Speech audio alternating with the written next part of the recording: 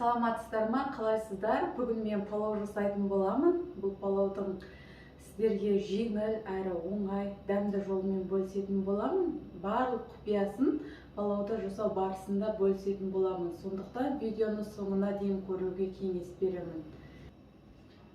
Бізге көкөністер мен ет қажет болады. Ең алдымен көкөністерімізді ашып тазалап аламын.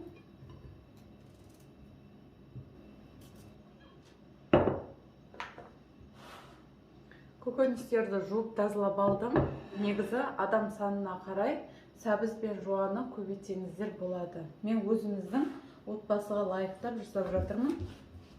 Етті майдалап турап аламын. Қатты майдалаудың қажеті жоқ. Жақсы қуырылу үшін арасы. Сол үшін майдалап 4 бөлікке бөліп алдым.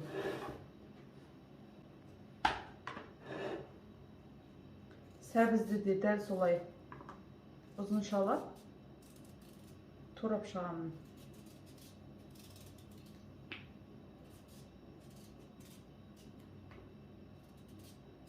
Бұл жерде жуанның көп болғаны маңызды. Өйткені палауымыз өте дәмді болып шығады. Жуа көп болса.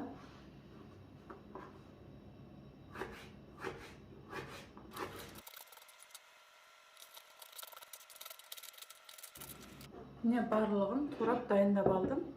Енді қуырып бастаймын.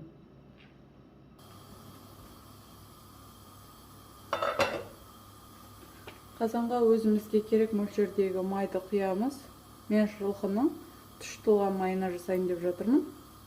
Өзіме керек мөлшердегі майды құйып алдым.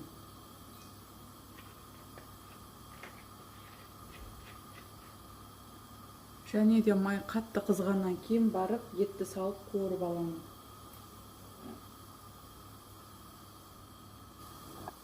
Май қызды. Енді етті салып қуырамын.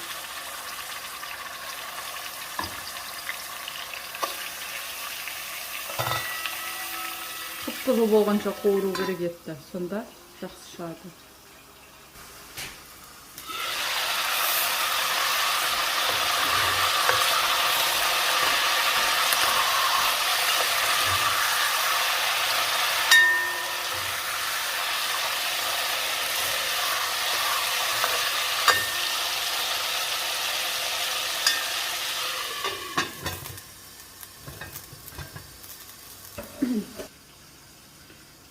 Етті жақсы қып-қызыл болып қуырып алдым. Еттің қып-қызыл болып қуырылғаны палауға қызыл болып әдемі болып шығады. Енді жуанын саламын.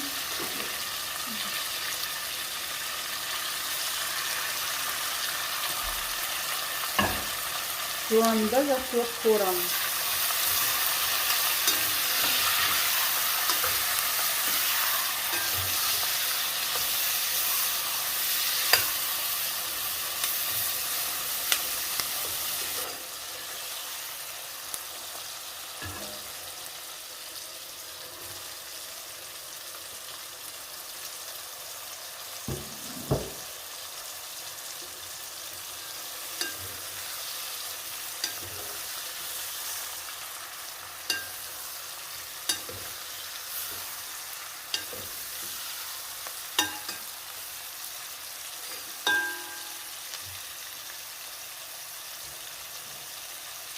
Сәбізді салғаннан кейін көп қуыруды қажет етпейді.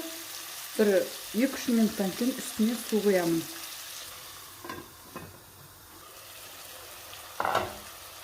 Бір рет жақсылап араластырып жіберемін.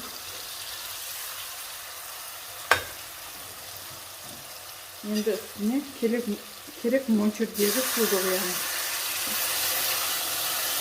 Ет міндетті түрде суға батып тұру керек. Жақсылап пісу маңызды. Пока қайнасын жақсылап.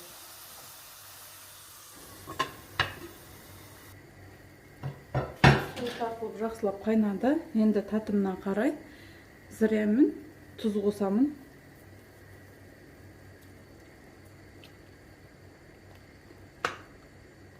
Етіміз пісуге жақын қалды. Енді күрішті жақсылап жуып дайындап аламыз. Мен күрішті жылы суға жуып, ешқандай да бұқтырмаймын. өзінің палаудың соғына өзі пісіп шығатын болады. Күрішті ешқандай да суға бұқтырудың қажеті жоқ. Енді жақсылап жуылып дайын болған күрішімізді саламыз.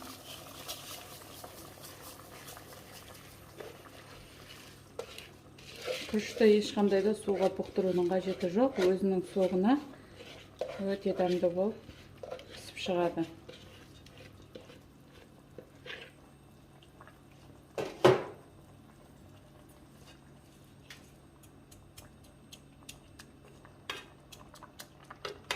Аздап қана суына батып тұрса болды. Қатты су құюдың қажеті жоқ. Сонда күрішіміз шашпа болып әдемі болып шығады. Күріштің үстіне аздап қана тұз себіңіздер.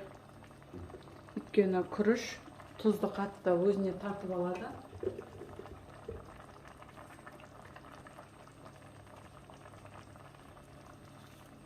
Көп қосудың қажеті жоқ. Енді суы тартылғанша қатты оттың астын күшейтеміз. Суы тартылғаннан кейін баяу отта бұқтыратын боламыз.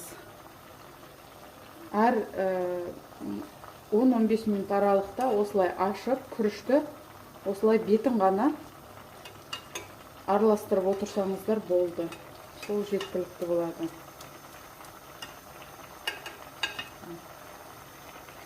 Ал су тартылғанша қатты отта ұстайтын боламын. Су тартылды. Енді бетін ғана жақсылап, аккуратно бір араластырып шығамын. Су толық тартылып кеткен жоқ. Толық тартылып кетсе де күйіп кетуі мүмкін, сондықтан қатты тартылдырудың қажеті жоқ.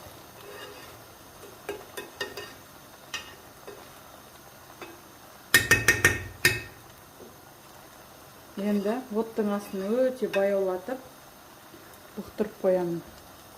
Кемі жарты сағат тұрады менде. Сонда шашпа болып таза күрішім пісіп әдемі болып шығады. Сонда өте баяу отта қойдым.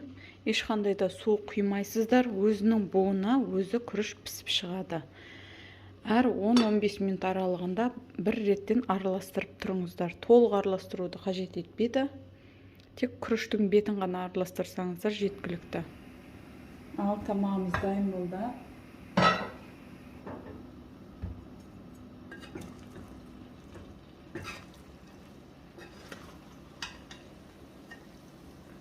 Менің рецептіммен палау жасап көріңіздер, өте дәмді болып шығады.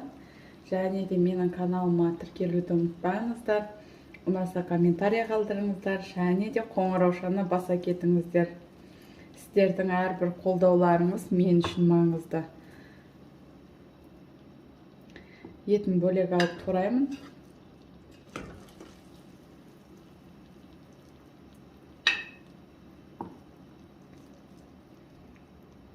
Өзінің соғына, өзінің буына өте дәмді болып пісіп шығады палау. Жақсылап араластырып жіберіңіздер.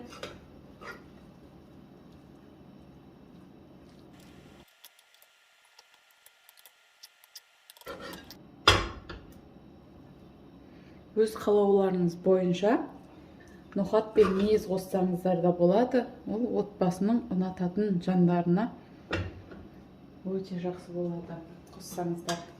Біздің үйдегілер ондай мейізді ұнатпайды, сондықтан мен қоспаймын. Ал етін турап ұсына берсек болады.